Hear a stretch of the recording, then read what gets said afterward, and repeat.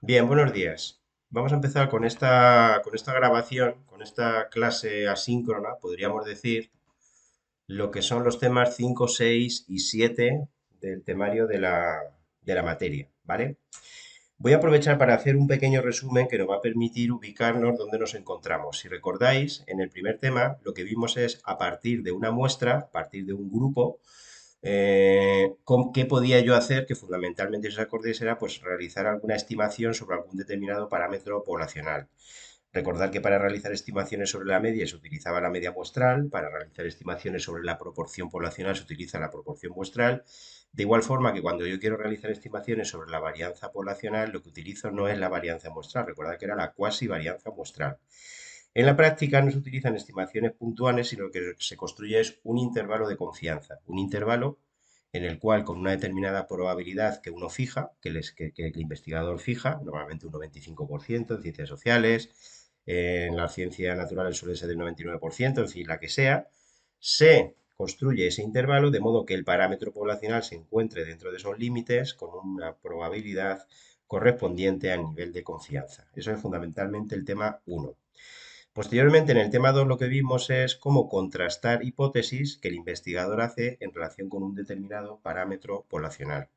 Pues, por ejemplo, si por la proporción de las personas que están a favor del aborto en España pues es superior al 80%, por poner un ejemplo.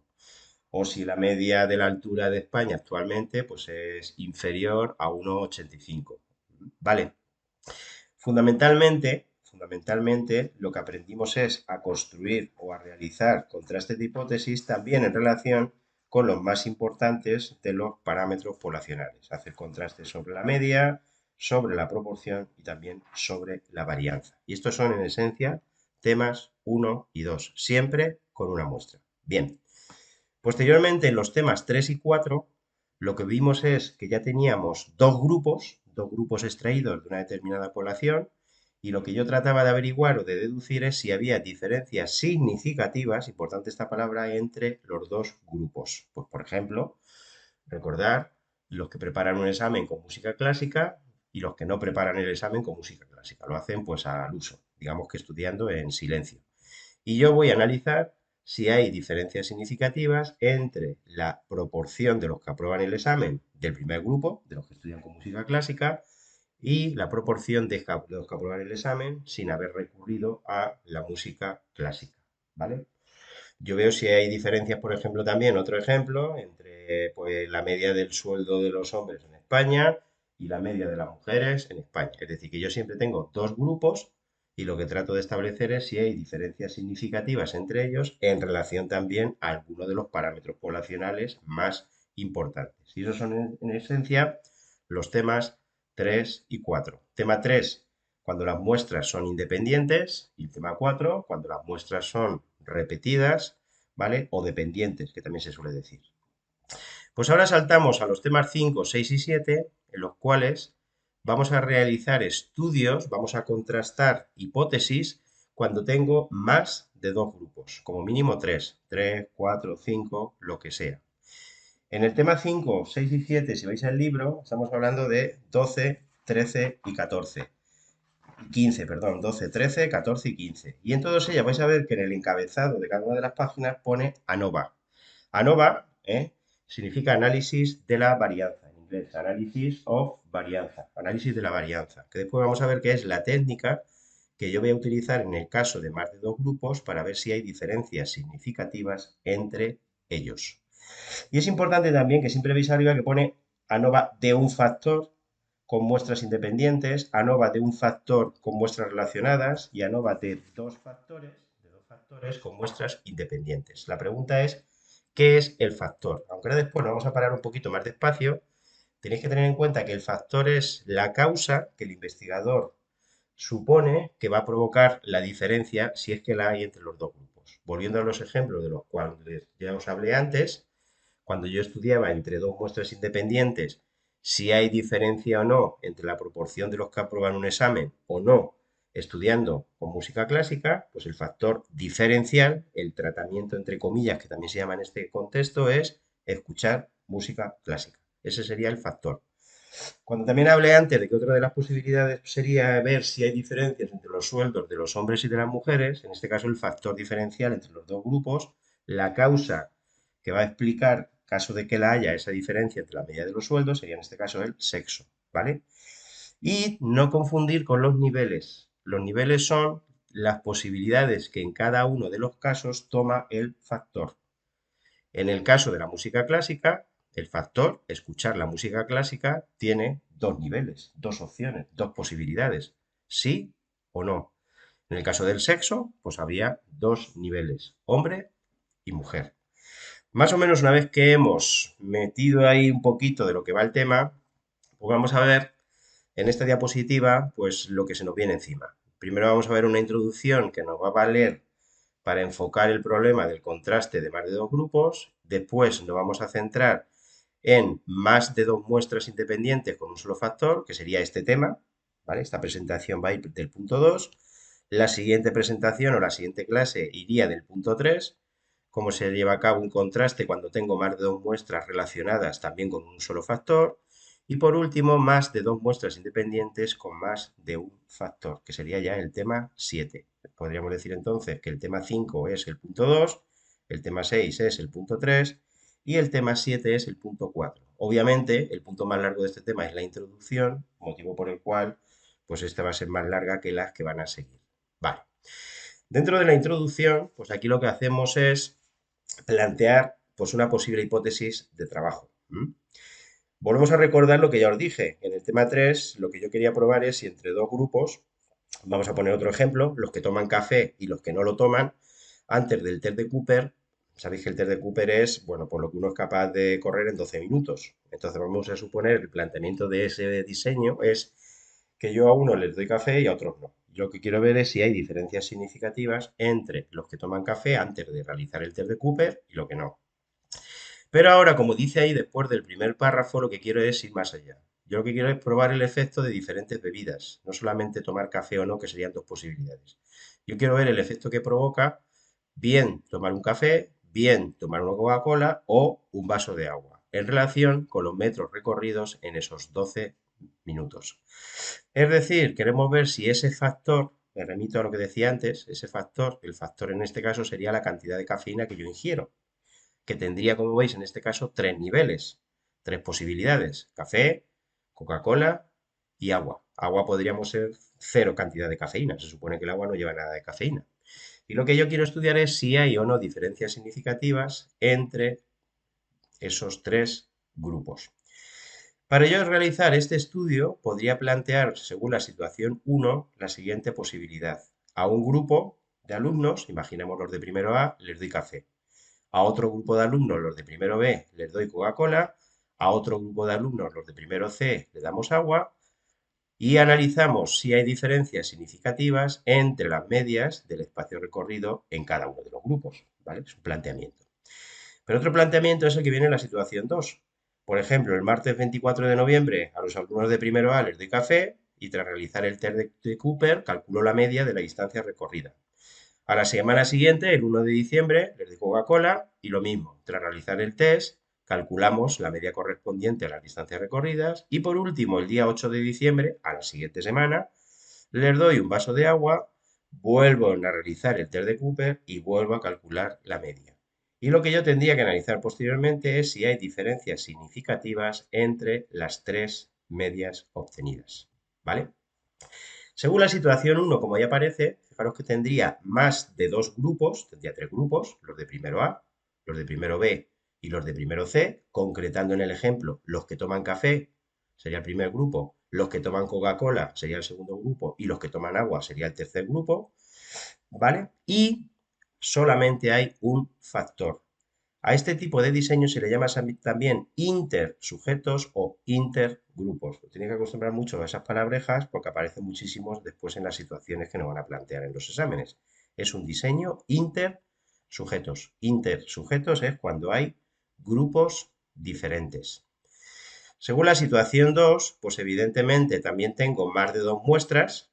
En este caso serían la correspondiente al 24 de noviembre, cuando los alumnos de primero A les di café. La siguiente muestra sería cuando el día 1 de diciembre a los mismos alumnos, pero ahora les doy Coca-Cola. Y la tercera muestra es la que yo obtuve el 8 de diciembre cuando les di agua. Sobra repetir que son muestras repetidas, son los mismos individuos los que pasan por las tres situaciones experimentales, con lo cual en este caso son muestras relacionadas, también se dice medidas o muestras repetidas, y el diseño es intrasujetos. Sabéis que intra significa dentro de. Es un diseño dentro de los mismos sujetos, intrasujetos. El de la izquierda es un diseño entre diferentes sujetos, intersujetos o intergrupos. Y también con un factor. Seguimos avanzando. Bueno, está claro que en ambos casos lo que trataría el investigador, lo que nosotros trataríamos de ver es el efecto que provoca el factor, que es la cantidad de cafeína ingerida, en relación con la media de los resultados obtenidos. Y como os decía antes, el factor tiene en este caso tres niveles. Las tres posibilidades sobre la ingesta de cafeína sería la que va en un café, Coca-Cola y agua. No confundir, que muchas veces se hace, sobre todo al principio, los niveles con los factores. Hombre, yo siempre os digo luego al final, cuando lleguemos al último tema, que siempre en este curso en el cual estáis, en la mayoría de los problemas va a haber un único factor. Y en los del último tema va a haber dos factores, pero nunca va a haber tres factores. Con lo cual, si tú piensas que café, Coca-Cola y agua son los factores, pues es imposible.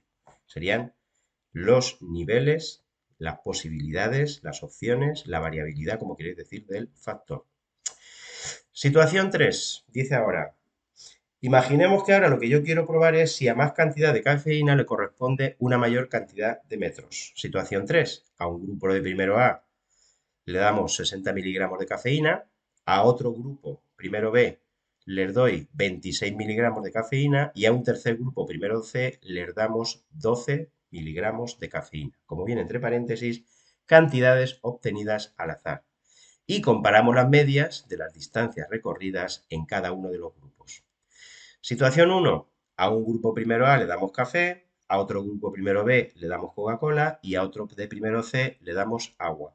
Y analizamos si hay diferencias entre las medias del espacio recorrido en cada uno de los grupos. Os he puesto estas dos situaciones para hacer mención a otra de las cuestiones que muchas veces me van a preguntar en los cuestionarios. ¿Efectos fijos o efectos aleatorios? Pues efectos fijos es cuando yo doy una determinada cantidad, no obtenida al azar, sino la que viene en un café o la que viene en una Coca-Cola o la que viene en un vaso de agua, que sería ninguna. Mientras que de efectos aleatorios es cuando yo la cantidad que le doy a cada uno de los grupos depende del azar. Lo de los efectos aleatorios es muy fácil de identificar porque siempre te viene por ahí algo relativo al azar, ¿vale? Te lo dice ahí, entre paréntesis, con cantidades obtenidas al azar. Siempre que tú leas que las cantidades, que lo que yo suministro, que la cantidad de medicamento es al azar, sería de efectos aleatorios. Vale. Seguimos con la introducción. Vamos un poquito más allá. Imaginamos que yo quiero estudiar cómo afecta la distancia recorrida en el test de Cooper, no solamente la cafeína ingerida, sino también el tiempo que se duerme la noche anterior a la realización de la prueba. Y en función de esto, pues yo diseño el siguiente experimento. A un grupo de cuarto A les digo que tienen que descansar 10 horas esa noche, es decir, se tienen que estar en la cama 10 horas, les doy café.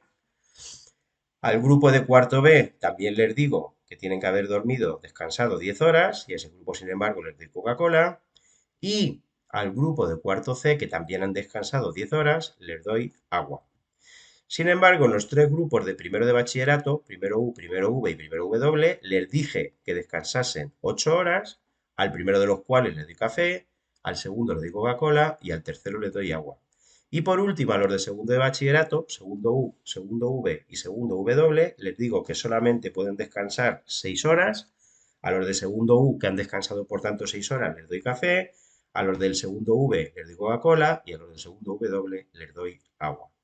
En este caso, fijaros que tendríamos un diseño intersujetos, los sujetos como veis son de grupos diferentes, en este caso tendríamos 9 grupos, y había dos factores.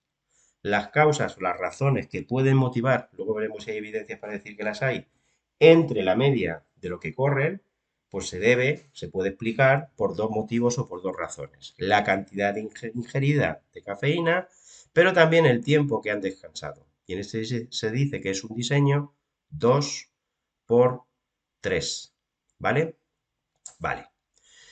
2 porque son dos factores y 3 porque los factores tienen 3 niveles. Se dice que es un modelo equilibrado porque las muestras tienen el mismo número de sujetos. Aquí en el color datos que me da el problema yo no sabría si es equilibrado. Sería equilibrado si el número de alumnos que hago correr de cada uno de los grupos es el mismo. Imaginaros que yo elijo al azar a 10 alumnos de cada uno de los grupos, sería un modelo equilibrado. Pero imaginamos que les hago correr a todos. En el momento en el que en alguno de los grupos haya un número diferente de alumnos, que va a ser lo normal, pues el modelo sería desequilibrado. No todas las muestras tendrían el mismo número de sujetos. Vale. Una vez que ya más o menos hemos enfocado el problema, es qué fórmula o qué procedimiento yo utilizo para calcular el valor del estadístico del contraste. A nadie le sorprende eso del valor del estadístico del contraste, ¿no? Porque está claro que al final yo pues tendré que hacer un contraste. Y aquí es donde aparece ese árbol de decisión que me va a llevar a lo que yo tengo que deducir mediante la tabla NOVA, como después veremos, y me tengo que fijar que en los tres casos que vamos a estudiar en estos temas, siempre al final el estadístico que yo voy a utilizar va a ser una F, ¿vale? Una F de Snedeker-Fisher, de las que vienen, pues al final, justamente en las últimas páginas de vuestros formularios. Estoy mirando ahora mismo, pues desde la página 36, que serían los valores correspondientes a una probabilidad de 0,90, hasta la última que viene, que es la página 40, que sería la F de Snedeker-Fisher con una probabilidad de 0,995. Esa es la distribución que en cualesquiera de los tres casos va a servir el estadístico. Vale. Dependiendo de que las muestras sean independientes o que sean relacionadas, utilizaré un estadístico diferente. Cuando las muestras son independientes, lo que me voy a preguntar es cuántos factores hay. Si hay un único factor, utilizaría un estadístico de la F basado en la proporción que hay entre la media cuadrática inter y la media cuadrática intra. Después veré qué significa esto y más que qué significa, cómo obtenerlo. Cuando tengo dos factores, pues lo que tendré que hacer es calcular la F por este procedimiento que viene aquí y que también explicaremos en su momento. Y cuando las muestras están relacionadas, este otro. Pero quedaros con la idea de que en los tres casos el estadístico del contraste va a ser una F. Una F que se calcula de una determinada forma o manera que aparece respectivamente en las páginas 12, 14 y 13 de un formulario que la primera vez que uno lo mira, pues la verdad es que da un poco de cocoría, ¿eh? Yo digo siempre lo mismo cuando explico lo de la tabla NOVA. El procedimiento es farragoso, pero no es complicado. Pero con la primera vez que uno lo ve, sí que hasta que no hace un par de ejemplos, pues tiene, digamos que mala pinta. ¿Mm? Vamos a ver ahí una secuencia o una serie de preguntas que me van a plantear en la mayoría de los supuestos que van a plantear, que me van a poner, que voy a tener que realizar con tres o más grupos. La primera pregunta que me van a decir es si el diseño es intersujetos, lo que yo tengo que saber que me están refiriendo a que si las muestras son independientes, o es entre los mismos sujetos, intrasujetos, que es como se llama, cuando las muestras están relacionadas. Lo siguiente que me van a preguntar es que cuántos factores variables independientes hay. La siguiente pregunta es cuántos niveles hay dentro de cada factor, si es de efectos fijos o si es de efectos aleatorios y si el diseño es equilibrado o no equilibrado. Esas 5 preguntas son las típicas que me van a preguntar siempre en la mayoría de los supuestos. Vamos a poner una serie de ejemplos. Situación 3. Este está sacado de uno de los que vienen en el libro. Un investigador sospecha que los tiempos de coagulación de la sangre difieren en función de la dieta. Para ello ha realizado un experimento donde ha tomado diferentes grupos de ratones, sometiendo a cada grupo a distintos tipos de dietas. Tras analizar los datos mediante una ANOVA, punto suspensivo, bla bla bla bla bla bla bla bla bla. Preguntas: ¿diseños intersujetos o diseños intrasujetos? Dicho con otras palabras, ¿muestras independientes o muestras relacionadas? Pues hombre, como ahí ves y como ahí pone, como podéis ver, es intersujetos porque los grupos son diferentes. Fíjate que te lo dice. En el enunciado dice, para ello ha realizado un experimento donde ha tomado diferentes grupos de ratones. Es decir, no son los mismos ratones a los que una vez les ha dado una dieta y ha visto el tiempo de coagulación, a la semana siguiente otra dieta o le varía la dieta y ve el tiempo de coagulación. No, son grupos diferentes.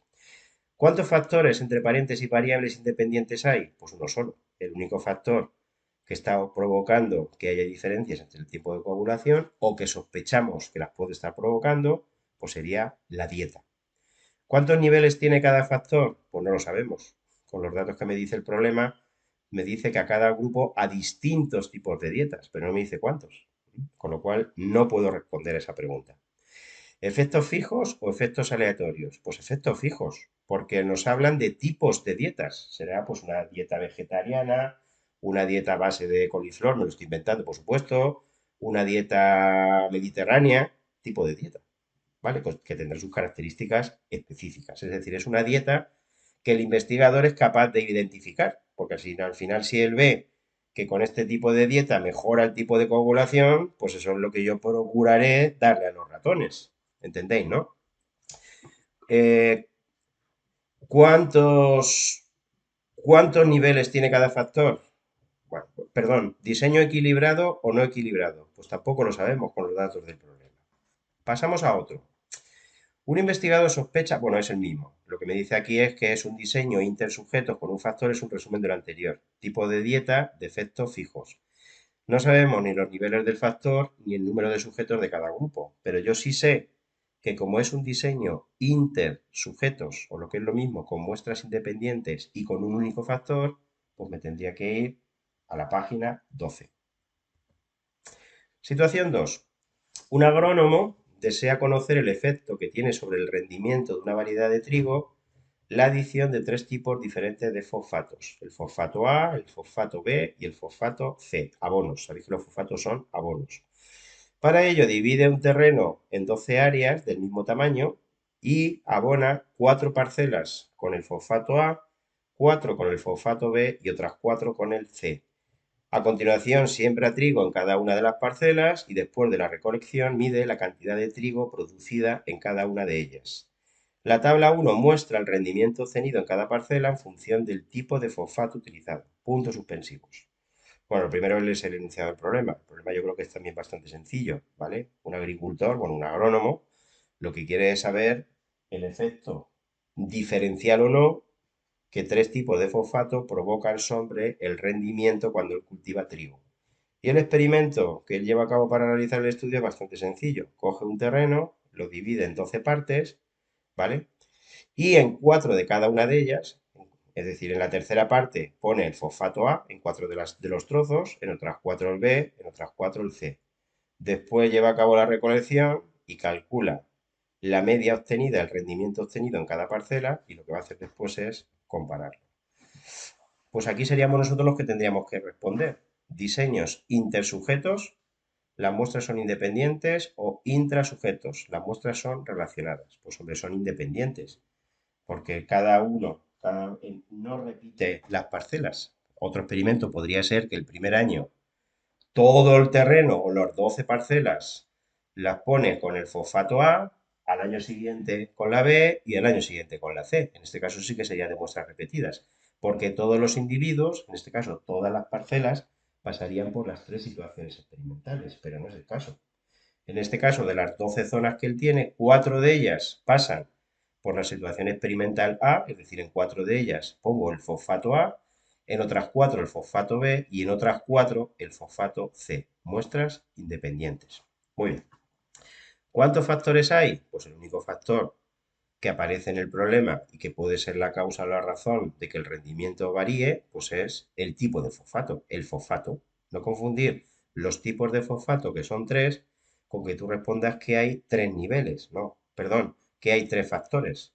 No, hay un único factor y ese factor, anticipando a la pregunta que viene después, tiene tres niveles. ¿Cuántos niveles hay en cada factor? Tres. El A, el B y el C.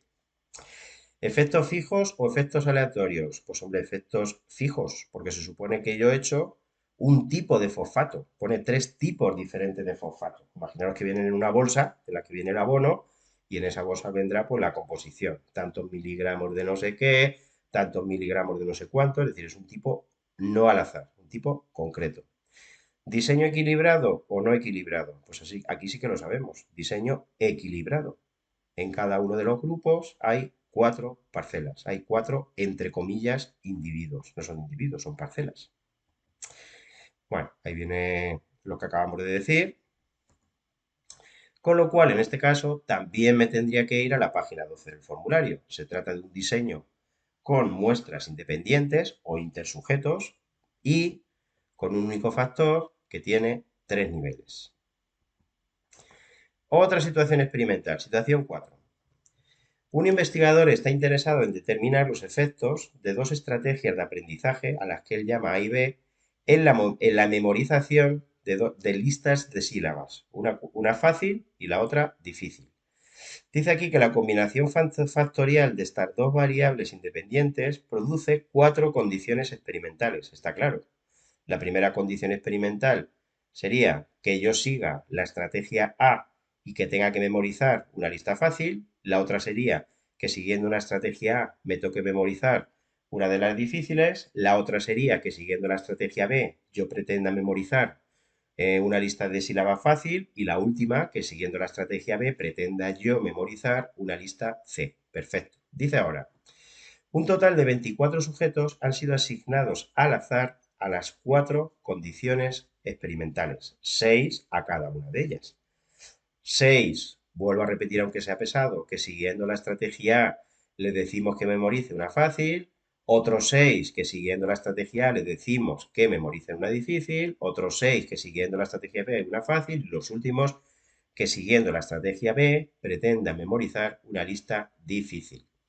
Dice después que el investigador registró el número total de errores cometidos por cada sujeto y en su informe indicó que el factor, pues no sabemos lo que dice el factor, al final la conclusión tendría que ser que si el factor patatín produce resultados o no significativos.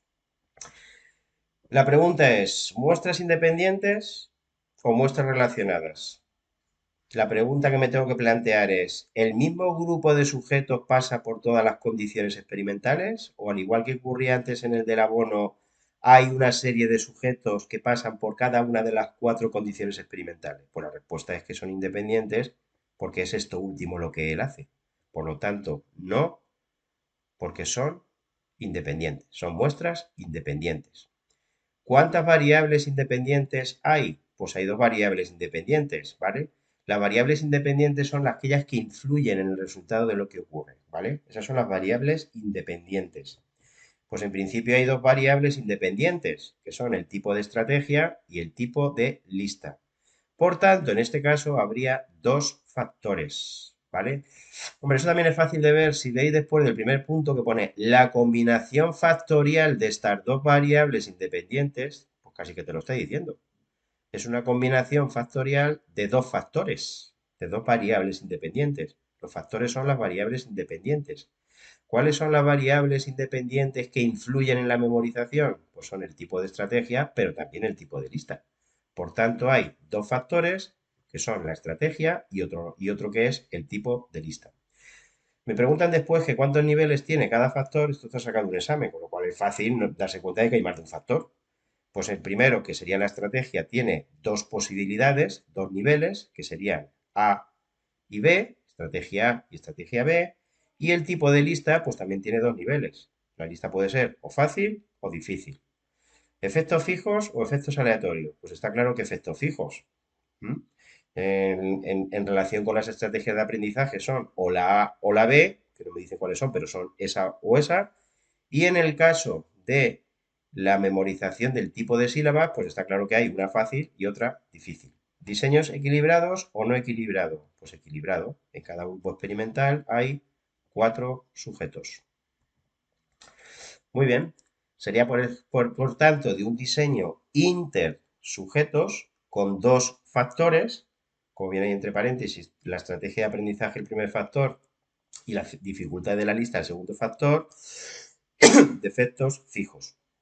Ya está. Luego en el factor estrategia, como ya hemos dicho antes, tendría 2 niveles, A y B, y en relación con la dificultad de la lista, pues también otros 2 niveles, fácil y difícil. Y es equilibrado, 6 sujetos en cada condición. En este caso, fijaros que me tendría que ir a la página 14, en el encabezado de la columna de la página pone dos factores con muestras independientes, que es el único caso de dos factores. Cuando tengamos dos factores, las muestras van a ser independientes. No se contempla dentro del curso el que haya dos factores y que las muestras sean dependientes. No se contempla. Vale. Situación 3. Diversos estudios ponen de manifiesto que las enfermedades de tipo alérgico se ven agravadas por la presencia del estrés. Además, dice que la época del año parece afectar de forma decisiva la gravedad de los trastornos alérgicos. En un estudio se ha utilizado una muestra aleatoria de 5 pacientes alérgicos, importante lo que pone entre paréntesis, todos con el mismo tipo de alergia. Eso significa que cuando todos los de la muestra tienen el mismo tipo, en este caso de alergia, el factor diferencial del tipo de alergia desaparece, ya no es un factor diferencial. Eso tened cuidado porque el problema este tiene un poquito de mala sombra. Si todos tienen el mismo tipo de alergia, el factor diferencial del tipo de alergia ya ha desaparecido. Igual que si me dicen que yo realizo un estudio en el que todas son mujeres, el factor diferencial del sexo ha desaparecido. Ya no lo puedo considerar que sea un factor que me va a marcar diferencias entre los resultados. O si me dice que todos los alumnos que yo he estudiado pues son no sé qué de España, por poner un ejemplo, el factor diferencial del país ha desaparecido. Sigo leyendo y me dice que sometidos a condiciones de alto estrés. Todos tienen alto estrés. Un grupo de especialistas ha evaluado la gravedad de la alergia de cada paciente en una escala que va de 0 a 10, en los 4 periodos estacionales, primavera, verano, otoño e invierno.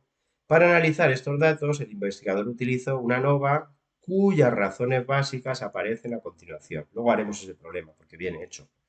¿Muestras independientes o muestras relacionadas? ¿El mismo grupo pasa por todas las situaciones experimentales? Pues sí, en este caso está claro que sí. Yo he realizado un estudio con 5 pacientes y a esos 5 pacientes les he hecho un estudio de cuál era su situación o su gravedad del grado de alergia en las 4 estaciones, pero son los mismos 5 pacientes a los cuales de forma repetida he visto cuál era su situación en primavera, en verano, en otoño y en invierno. Con lo cual, en este caso, estamos en un diseño en el cual las muestras son relacionadas, también llamadas, como sabéis, intrasujetos. Es un diseño intrasujetos, dentro de los mismos sujetos. ¿Cuántas variables independientes hay? Pues fijaros que la única variable independiente que va a influir en la gravedad es la estación del año, porque vuelvo a repetir que todos los pacientes que yo he cogido tienen el mismo tipo de alergia y además están sometidos a alto estrés, porque otro elemento que también en principio podría ser diferencial es pues, que tuviesen unos más estrés, otros menos estrés, no, todos tienen alto estrés, con lo cual el único factor diferencial que hay es la estación del año. Por lo tanto, hay un único factor. ¿Cuántos niveles tiene cada factor? Pues hombre, el único factor que hay tiene 4 niveles. Primavera, verano, otoño, invierno. Esas son las 4 posibilidades. ¿Efectos fijos o efectos aleatorios? Pues también está claro que son efectos fijos. Yo no le mido la situación de la alergia al azar. Yo cojo un día al azar y le mido a los 4. Luego saco otro día. No, no, en 4 momentos concretos, que son primavera, verano, otoño e invierno. Efectos fijos, no al azar, no aleatorios. Sería, por tanto, dentro de, como veis, en la página 13, pues un diseño de un único factor con muestras relacionadas. Vale, vamos a centrarnos ya un poquito en un problema concreto, después de más o menos ver todo esto, que lo vamos a ir repitiendo continuamente, y volvemos al ejemplo de cómo influía el consumo de cafeína, café, Coca-Cola, agua, en lo que una persona corre cuando realiza el test de Cooper. Imaginaros que yo cojo al azar a 5 alumnos de primero A otros 5 de primero B y a otros 5 de primero C. A los de primero A, como ya dijimos antes, les doy café, a los de primero B les doy Coca-Cola y a los de primero C les doy agua. Realizan el test de Cooper y en los 12 minutos ahí vienen los metros recorridos por cada uno de los alumnos, ¿vale? Fijaros que yo calculo la media, en la primera columna, en primero A, me sale 2.416, en la segunda 2.363 y los que toman agua 1.894. Hombre, a simple vista parece que los que toman cafeína, corren más, al menos a priori, que los que no toman cafeína, los que beben agua, que serían los de primero C, ¿no? Pues el estudio que yo voy a tratar de llevar a cabo es ver si eso que yo veo a ojo se confirma o no se confirma, ¿vale? Importante lo que dice ahí. Igual que en los temas anteriores, en concreto en los temas 3 y 4, cuando yo realizaba contrastes de hipótesis, podrían ser sobre diferencias entre las proporciones, diferencias en relación con la variabilidad, es decir, con la varianza, diferencias en relación con la media. En el caso de tres o más grupos, el único contraste que se va a llevar a cabo es para ver si hay o no diferencias entre las tres medias. El único. Es decir, que si yo siempre, cuando me planto a partir del tema 5, siempre la hipótesis que yo voy a analizar es ver si hay o no diferencias entre las tres medias. ¿Vale? Una cuestión, si yo volviese a los temas anteriores, en concreto en el tema 3, yo aprendí a ver o a comparar o a realizar contrastes sobre la diferencia de medias entre dos grupos. Por lo tanto, yo aquí podría ver si hay o no diferencia entre primero A y primero B por una parte, después entre primero A y primero C por otra parte, y después entre primero B y primero C por otra parte. Hay que decir que esta técnica es poco operativa, porque simplemente con tres grupos, fijaros la cantidad de comparaciones que yo tendría que llevar a cabo. Pero también es desechable este procedimiento por lo que pone ahí en el punto 2, porque de esta manera está comprobado que aumentaría el riesgo de pensar que hay diferencias entre las medias cuando no las hay. Es decir, aumentaría el error de tipo 1, que cuando uno lleva a cabo un contraste es el que siempre trata de minimizar. Uno siempre trata de minimizar la probabilidad de rechazar la hipótesis nula siendo verdadera. Por lo tanto, la comparación entre las medias de los tres grupos lo haremos mediante otra técnica que es el análisis de la varianza. Dicho al revés, ¿qué es el análisis de la varianza? Pues el análisis de la varianza es la técnica que vamos a utilizar cuando tengamos tres o más grupos para estudiar si hay diferencias significativas en relación con la media de esos tres o más grupos. Bueno, pregunta, ¿en qué se basa el análisis de la varianza? Pues el análisis de la varianza se trata o se basa en comparar la variabilidad entre los diferentes grupos con la variabilidad dentro de los grupos. Esa sería la primera de las fórmulas que veis en la página 12. Tengo que dividir abajo a la izquierda, abajo a la derecha, perdón, donde pone F. Ese va a ser el estadístico del contraste. Y la F vale m cuadrado, media cuadrática inter, entre media cuadrática intra. Y el numerador es un factor que indica o señala la variabilidad entre los grupos y el del denominador la variabilidad dentro de cada grupo. Bueno, ahí lo que aparece es que aparte de la media que yo antes dije que calculaba de cada uno de los alumnos, 2.416 como veis es la media de lo que corren los de primero A, 2.363 lo que corren los de primero B, 1.894 los que corren los de primero C, aquí en amarillo he puesto la media total. La media total es la que obtengo al calcular la media de lo que corren, ¿vale? Los 15 alumnos. Sumo todas estas cantidades y divido entre 15. Y ese valor a mí me salía 2.224,33.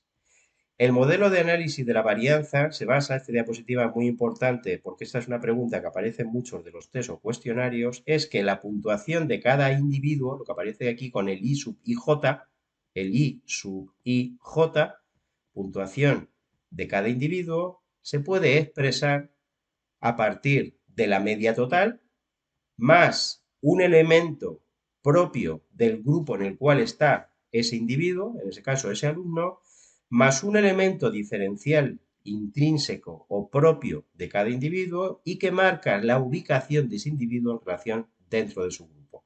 Quedaros con esta diapositiva. ¿Vale? La puntuación de cada individuo se puede expresar a partir de la media total más un factor diferencial del grupo más un factor diferencial de ese individuo dentro de su grupo. Más concretamente, si nos fijamos en el primer alumno de primero A, vemos que ese alumno obtuvo una puntuación, corrió una cantidad de 2.428 metros. Pues esa puntuación que obtuvo, esa cantidad que corrió, la puedo expresar del siguiente modo. La media, 2.224,33, más 191,67, que lo que indica es la desviación que hay, la media del grupo en relación con la del total. Podemos decir que el grupo de primero A está 191,67 metros por encima de la media, más un factor diferencial del alumno, pero ya dentro de su grupo. Fijaros que el alumno ha corrido 2.428 en un grupo cuya media es 2.416, pues él está 12 metros por encima de la media, ¿vale? Importante esto. La puntuación de cada individuo se puede obtener a partir de la media total más un valor que indica la diferencia, la discrepancia, la desviación. ¿Vale? La desviación se obtiene calculando la diferencia entre la media del grupo y la media total. Y por último, con un valor que indica la desviación, la diferencia, la variabilidad, también se puede decir, de ese individuo en relación con la media del grupo. Vale. Si yo en la ecuación anterior, el 224.33 que estaba a la izquierda sumando, lo pasase restando, obtendría esta igualdad. Y esta igualdad lo que significa es que la variabilidad del alumno, fijaros que la variabilidad del alumno la tengo que hacer comparando lo que él corrió en relación con la media total. ¿Vale? Se ve la diferencia. La diferencia entre las cantidades sabéis que se obtiene restando. ¿Vale?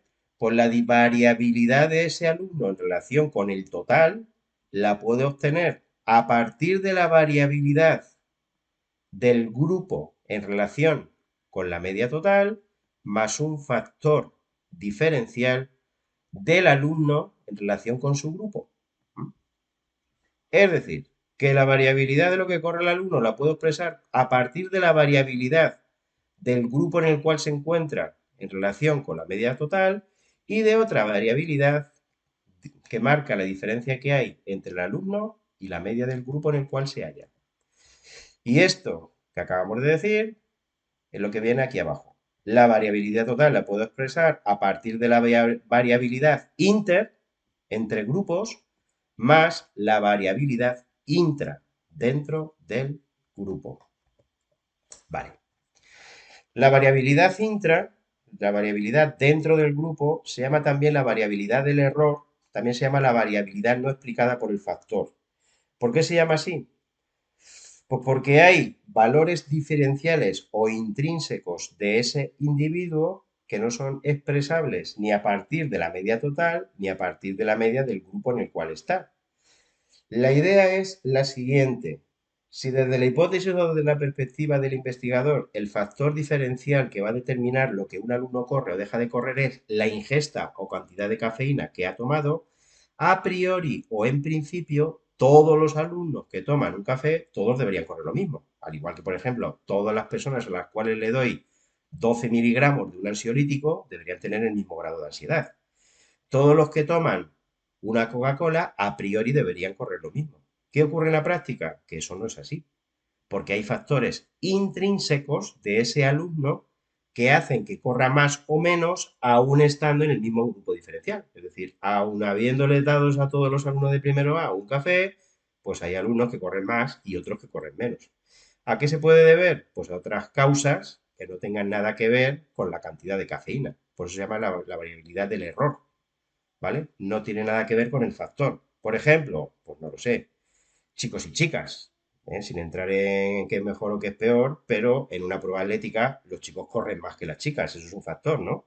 Pero no siempre, porque tú imagínate que una de las chicas de la clase es de las que va a la escuela de atletismo y corre igual que una gacela y gana a todos los chicos. Ahí el factor diferencial sería la condición física, que es otro elemento que también es importante.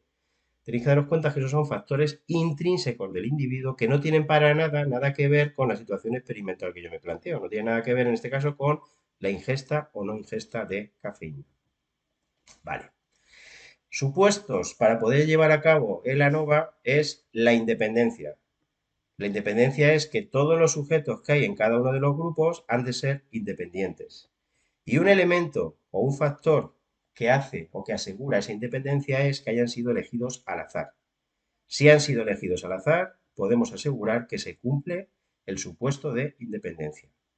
Otro de los supuestos que ha de cumplirse es el de la normalidad de las distribuciones. Las muestras o grupos deben de proceder de poblaciones que tengan una distribución normal. Cuando las muestras han sido obtenidas al azar, este supuesto también podemos decir que se cumple. ¿Vale? Y por último está el de la homogeneidad de las varianzas, lo que se llama la homocedasticidad, es una palabra un poco fea. La homocedasticidad lo que me exige es que los grupos han de tener la misma variabilidad, la misma varianza.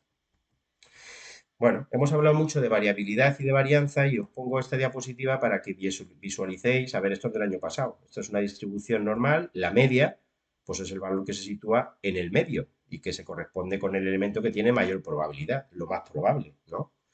Y la desviación típica me da una idea de la variabilidad en relación con la media. Como ya os decía antes, la variabilidad o la desviación respecto de la media se obtiene restando, ¿vale? La variabilidad puede ser por encima o puede ser por debajo de la media. Lo pongo simplemente para que lo veáis. Por ejemplo, aquí tengo dos distribuciones normales. Las dos, como veis, tienen la misma media, pero hay una de ellas, en concreto la de la izquierda, que está menos concentrada alrededor de la media. Esta tendría una menor variabilidad, lo veis, ¿no? Esta tendría una mayor variabilidad. Sigma 1, la variabilidad en el caso 1, el de la izquierda, es mayor que sigma 2, el de la derecha. Vale. Vamos a meternos ya con las muestras de dos muestras independientes con un solo factor.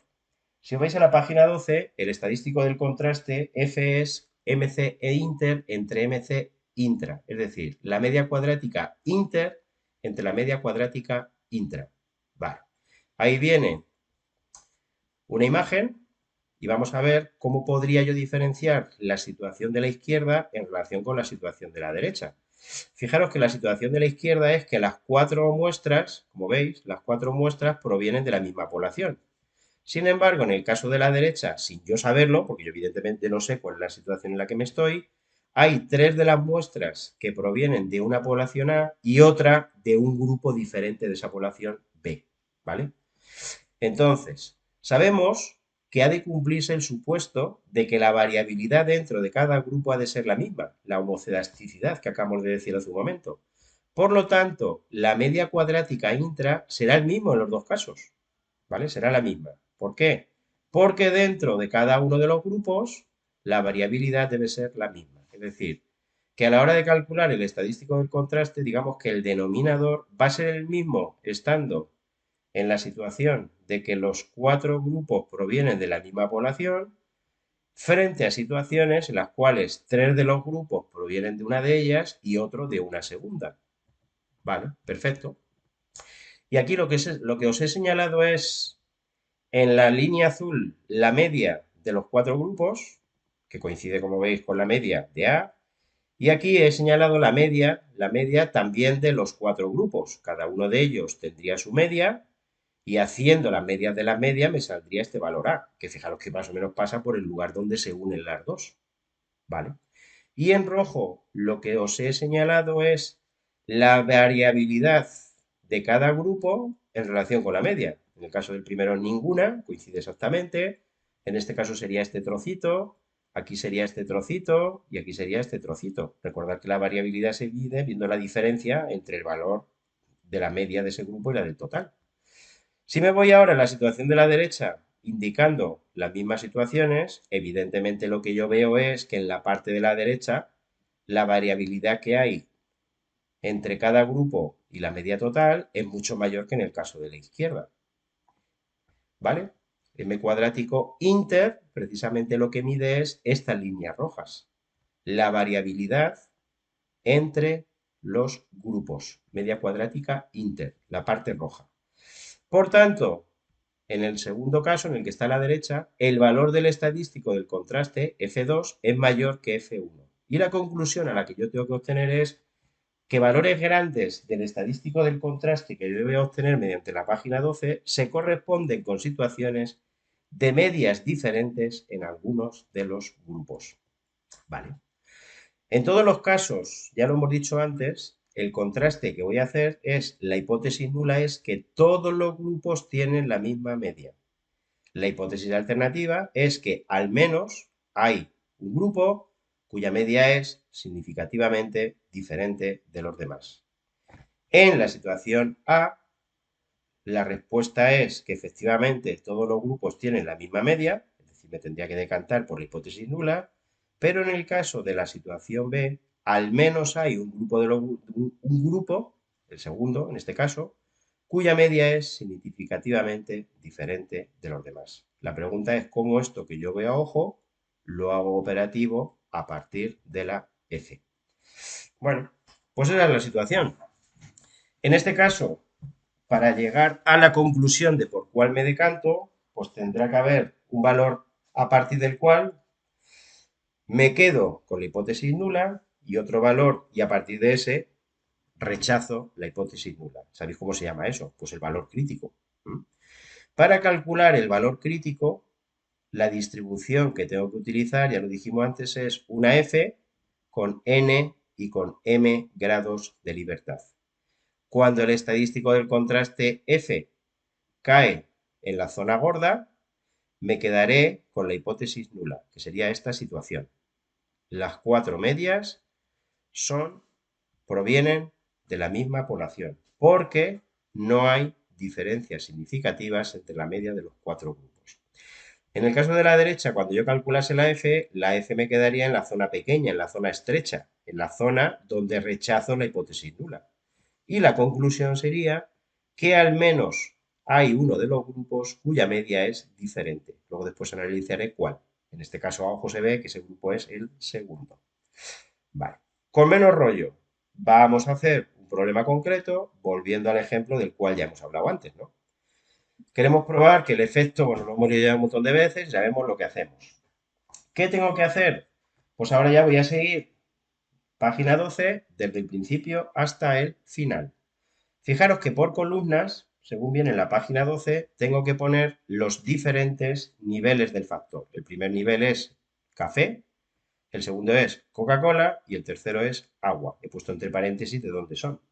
Aquí tengo los I sub IJ, que pone, si lo veis, I11, I21, en fin, los I sub IJ. Y lo siguiente que tengo que hacer es formular las hipótesis. La hipótesis del investigador es que las medias son diferentes al menos para dos de los grupos, es decir, que la ingesta de cafeína es un elemento diferencial. La hipótesis nula, pues que las medias son iguales, es decir, que la cafeína no influye en lo que una persona corre al realizar el test de Cooper. Siempre es igual. Quedaros con eso porque en todos los contrastes en los que hay tres o más grupos, siempre la hipótesis nula es que las tres medias son iguales, o las cuatro medias, si fuesen cuatro grupos, normalmente van a ser tres. Hipótesis alternativa es que las medias son diferentes, al menos para dos grupos. ¿Qué distribución siguen los datos? Pues hombre, las muestras son independientes, hay un único factor que es el tipo de bebida que tiene tres niveles diferentes, ya lo hemos dicho muchas veces. Me planteo yo dentro de mi árbol de decisión a qué página del formulario me tendría que ir. Pues fijaros, si las muestras fuesen relacionadas, página 13, cuando las muestras son independientes, me pregunto cuántos factores hay. Como quiera que hay un único factor, pues me tendría que ir a la página 12 del formulario. Importante que el estadístico de contraste es una F de Snedeker. Una F de Snedeker. Y los grados de libertad que podéis ver abajo a la derecha son A-1 y N-A. La pregunta es, ¿qué es A y qué es N mayúscula? Pues la A minúscula son los niveles, 3 en este caso. Y la N son los sujetos, todos los sujetos que han intervenido en el experimento. Si volvemos hacia atrás, fijaros que niveles hay 3 y el número de sujetos son 15. Hay 5 de primero A, 5 de primero B y 5 de primero C. Por lo tanto, los grados de libertad serían 2, 3 menos 1, que es lo que queda en el primer paréntesis, y 12, 15 menos 3. Por lo tanto, el estadístico del contraste lo tengo que calcular a partir de una F 2, 12, página 40 del formulario. Vale. Voy a empezar calculando el estadístico del contraste. Para calcular el estadístico del contraste, pues ahí vienen, esa sería, dentro de la página 12, el primer cuadro. La suma de todos los valores. Pues yo sumo estas puntuaciones y me quedaría 12.080. Si sumo todas estas puntuaciones de primero B, 11.817, todas las de primero C, y lo que hago ahora es totalizar la suma esta que aparece aquí, la T mayúscula, esto es lo que él llama T mayúscula, pues sería 33.365. Número de observaciones, pues de cada grupo 5. El diseño es equilibrado, como veis. El total, Pues 15. Y ahora lo que hago es calcular la media de primero A, calcular la media de primero B, calcular la media de primero C y calcular la media total, que sería esto dividido entre esto. 33.365 dividido entre 15. Eso sería lo primero que tengo que hacer y de esta manera tendría ya calculada la T, que aparece dentro de vuestro formulario, la N mayúscula y la I barra sub T, ¿vale? La media total, la mu total. Muy bien. ¿Qué tengo que hacer ahora? Pues calcular las razones básicas, que aparecen a la izquierda del segundo bloque entre corchetes. Para calcular la razón básica t, como según la fórmula que veis, es t cuadrado dividido entre n. No olvidéis que t era el total, este 33.365. Por lo tanto, tendría que hacer 33.365 al cuadrado dividido entre 15. Y esto queda, pues, esta cantidad tan grande, ¿vale? Es una cantidad súper grande. 7 millones, ¿vale? 74 millones creo que era, sí, 74.210.433. Vale. Lo siguiente que tendría que calcular es la razón básica A, entre corchete. Según la fórmula que aparece ahí, es la suma de AI cuadrado entre NI. La pregunta es, ¿qué es esto de AI? Pues si vais a la parte de arriba, veréis que las A sub i's son estos valores que aparecen aquí. Este sería A sub 1, este sería A sub 2 y este sería A sub 3, ¿vale? No este ya de aquí, los A sub b, las sumas de las columnas. Sería en este caso entonces 12.080 al cuadrado dividido entre el total correspondiente a esa columna, que es 5, más 11.817 al cuadrado dividido entre 5, lo haría con esta pareja, más 9.469 al cuadrado dividido entre 5. ¿Lo entendéis, no? Y eso me daría pues esa cantidad. Y por último, calculo la I entre corchete, la razón básica I entre corchete, que es la más fácil de entender, pero la más rollo de calcular, porque es cogerse todas las puntuaciones, elevarlas al cuadrado y sumarlas. Es decir, 2.428 al cuadrado, más 1.669 al cuadrado, más 2.674 al cuadrado, más 2.300 al cuadrado, más 2.809 al cuadrado. Cuidado, solamente las puntuaciones. Este ya no, ¿eh? Más 1.560 al cuadrado, puntos suspensivos. El último sería más 1.370 al cuadrado. Aquí veo que me he equivocado porque pone 1.570. ¿Vale? Eso sale, esa cantidad que viene ahí. Perfecto. ¿Qué tendría que hacer ahora? Pues una vez que ya sé las razones básicas, la t, la a y la y, obtengo la suma de cuadrados. La suma de cuadrados son muy fáciles de obtener. Ahí vienen las fórmulas. Y como veis, la suma de cuadrados, alguna pregunta que también te hacen en los cuestionarios, la suma de cuadrados, como veis, marca las diferencias en relación con la media total. La suma de cuadrados inter lo que calcula es la diferencia que hay entre la media de cada grupo y la total. Y por último, la suma de cuadrados intra lo que marca es la diferencia entre las puntuaciones de cada individuo con la media de ese grupo. Pero bueno, el procedimiento para calcularlo es el que veis que viene ahí, y menos t, pues nada, lo único que tengo que hacer entonces es, pues y, esta cantidad, menos esta. Suma de cuadrados inter, a menos t, esta cantidad que viene aquí es lo que sale. Y la suma de cuadrados intra, y menos a. Esto es lo que tengo que saber. ¿Cómo se calcula? Como veis que viene ahí. Antes de seguir y para ver que no me he equivocado, la suma de cuadrados total, la variabilidad total, pues tiene que ser igual a la variabilidad inter, es decir, la variabilidad que se debe a la diferencia entre los grupos, más la variabilidad que se debe a la diferencia de ese individuo dentro de su grupo, lo que explicamos antes. Si sumo estas dos cantidades de abajo, me tiene que salir la de arriba. Si sumáis estas dos cantidades, me tiene que salir esta de ahí arriba. Y una vez que ya tengo eso, me voy a construir la tabla ANOVA. Esta es la tabla ANOVA y aquí abajo viene para este ejemplo concreto. Suma de cuadrados, pues la suma de cuadrados que antes obtuve. Suma de cuadrados intra, pues la otra que puse, ¿vale? Las fuentes de variación es las razones en las causas que pueden explicar la variabilidad de los datos. Y hay una fuente de variación que se debe, pues, a la diferencia entre los grupos, otra que se debe a la variación dentro de cada grupo. En algunos libros de texto, aquí te pone el error. Recordar que la variabilidad que se debe al hecho de diferenciar del individuo dentro de cada grupo también se le llama del error. Pero bueno, A menos 1 pues sería 2, n menos a, ya lo vi antes, era 12, y esto tiene que sumar esto. Es decir, siempre, cuando sumáis estas dos cantidades, me tiene que salir la de aquí abajo. Cuando sumo estas dos cantidades, me tiene que salir la de aquí abajo.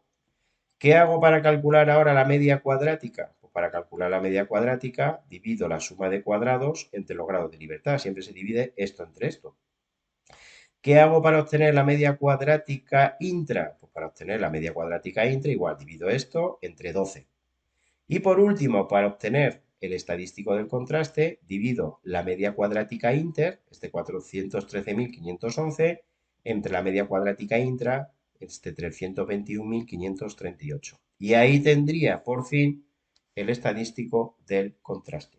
1.286. Los grados de libertad, tal y como antes ya hemos explicado, serían 2 y 12 respectivamente. ¿Qué tengo que hacer ahora? Pues está claro, determinar el valor crítico al nivel de confianza que me hayan puesto. Fijaros que el nivel de confianza del problema era del 95%. Pues me tendría que ir a la página 37 del formulario, que es la que se corresponde con ese nivel de confianza, y el estadístico del contraste, recordar que era un F212, ¿vale? Vamos con el F3 que lo veáis, ¿lo veis? Los grados de libertad eran 2, 12. Por lo tanto, me voy 2 y 12. Y este sería el valor correspondiente al estadístico del contraste, el valor crítico. Este sería el valor crítico, que es el 3.885. Por detrás queda una probabilidad de 0.95 y por encima, aquí donde pone P, debería ser alfa. Alfa igual a 0.05. Y ya lo tengo. ¿Qué es lo único que me queda? Pues me queda ver si el estadístico del contraste cae en la zona de seguridad o cae por encima de la zona de seguridad. Toda esta zona, la zona de seguridad, la zona gorda, es la zona de aceptación de la hipótesis nula. Si cayese por aquí encima, sería la zona de rechazo de la hipótesis nula. ¿Cuál es la conclusión? Pues está claro. Como el estadístico del contraste es menor que el valor crítico, mantenemos la hipótesis nula. Es decir, que a diferencia de lo que veíamos a ojo, no hay diferencia entre los tres grupos, por lo que podemos concluir que la cafeína no influye en los metros recorridos. Hay diferencias, pero que no se van a deber a ese factor. Se deberán pues, a otras causas, a otros motivos o a otras razones. Vale.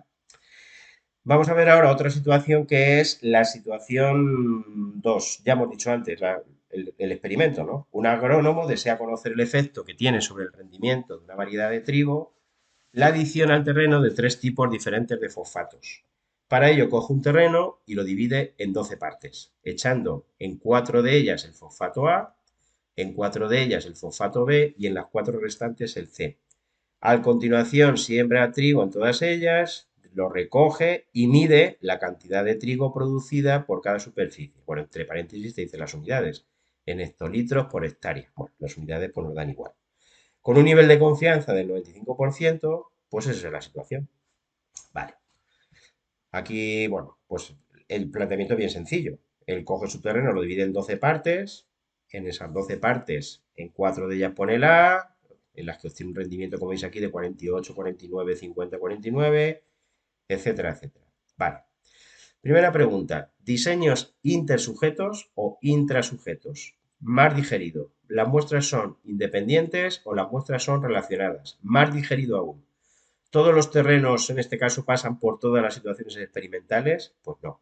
Cada 4 de ellos pasan por una situación experimental. Por lo tanto, las muestras son independientes. ¿Cuántos factores hay? Pues el único factor que en principio va a explicar la diferencia de producción es el tipo de fosfato, con lo cual el fosfato, el abono que yo utilizo, es el único factor. ¿Cuántos niveles tiene el abono o el fosfato que yo utilizo? Pues 3 niveles, el tipo A, el tipo B y el tipo C. ¿Efectos fijos o aleatorios? Efectos fijos. El fosfato tendrá cada uno de ellos una determinada propiedad que si yo estuviese interesado, pues podría ver seguramente en el saco. Cuando uno compra un saco de abono, pues le vienen las propiedades, todo lo que contiene.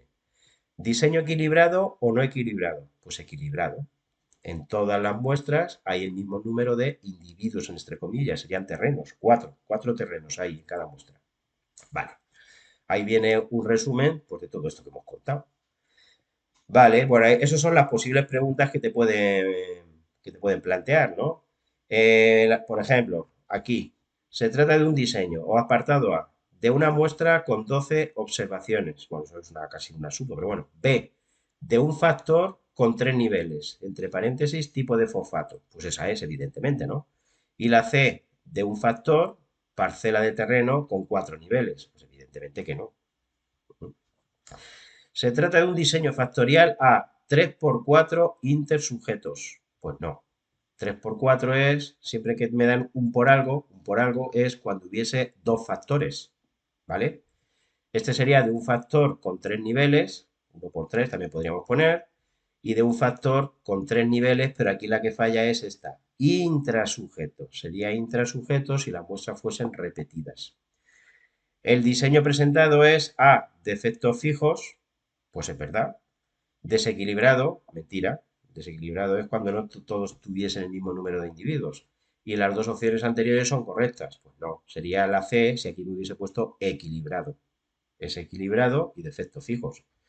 Bien, vamos a entrar ya en harina resolviendo el problema. ¿Cuáles son las hipótesis? Pues ya lo hemos dicho. La hipótesis alternativa es que al menos entre una pareja hay diferencias significativas. La hipótesis nula es que las tres medias son iguales. Lo que yo obtengo si abono con A en término medio es lo mismo que con B y con C.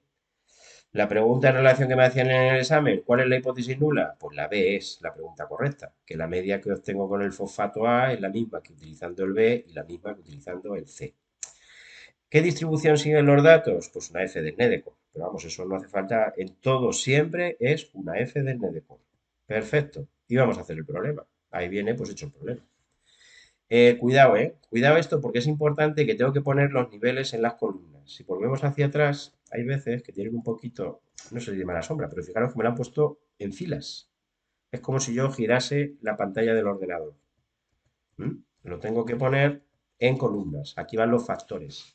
Fertilizante A, fertilizante B, fertilizante C.